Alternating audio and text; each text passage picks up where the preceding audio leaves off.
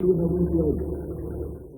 63rd edition of the Nigerian Bar Association's Conference continues in Abuja with stakeholders providing solutions to pressing national security issues. Over 17,000 lawyers are participating in the annual conference with the theme Getting It Right, Charting the Course for Nigeria's Nation Building. Earlier on Sunday, Nigeria's President Bola Ahmed Tinubu graced the opening ceremony where he charged leaders to change their approach to governance.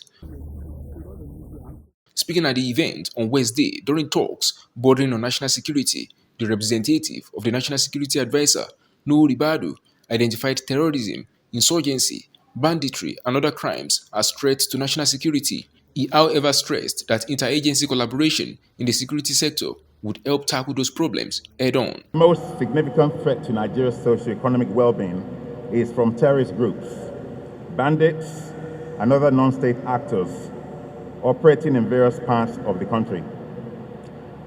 As part of the government's plans to reposition the security architecture, the focus will be on closer interagency collaborations. In the same vein, we will engage in capacity building and the provision of material resources needed to win the fight against terrorism and other criminal activities. However, kinetic responses alone will not guarantee the defeat of terrorists. The support and buy-in of communities are very crucial in this regard.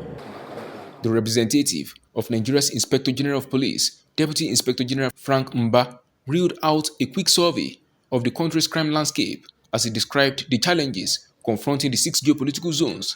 DIG Mba also revealed that Nigeria is discouragingly underpoliced as he cited facts and figures to back his claims. If you look at our country today and you want to do a quick crime map of Nigeria, you'll discover that virtually every geopolitical zone is challenged by acts of criminality. In the Northeast geopolitical zone, for example, which comprises of Borno, Yobe, Adamawa, Bauchi, Gombe, Taraba,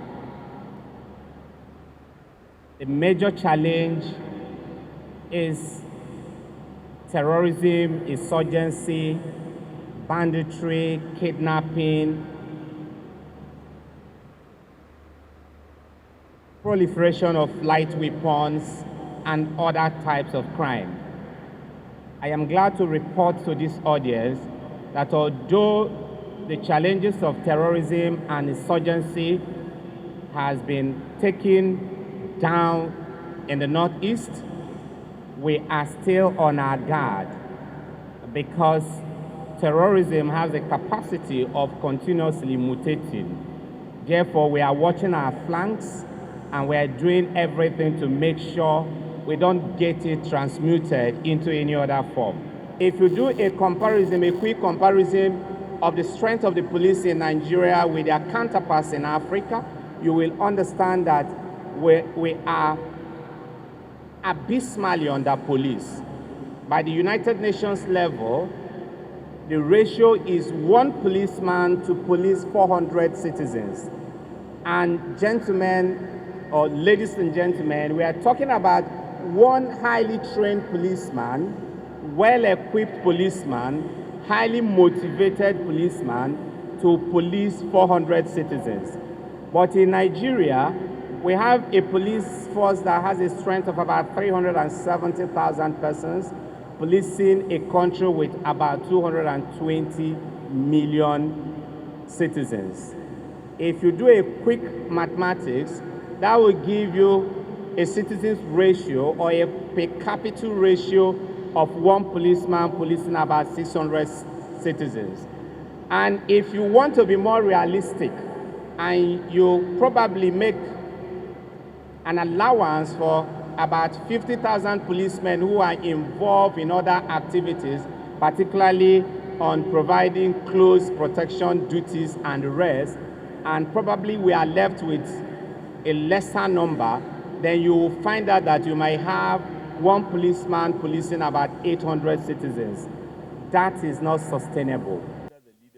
The Minister of Budget and Economic Planning, Abubakar Atiku Bagudu, said insecurity is undoubtedly pulling the country back as it tries to attain its lofty ambitions. The former Kebbi State governor, however, said the current administration is pulling all levers to ensure those security challenges are tackled. From an economics perspective, it's no-brainer to say that insecurity is taking us away from where we want to be. We have a perspective plan that has been put in place that says that by 2050, we want to be among the top economies of the world. We want to be at least our gross domestic product per person or per capita, as the economists would say, should be about 33,000 US dollars, meaning up from about 6,000 that it currently estimated to that 33,000. But of course, failure to invest as and when due or quick enough, failure to include all quick enough can affect our ability to achieve such per capita income.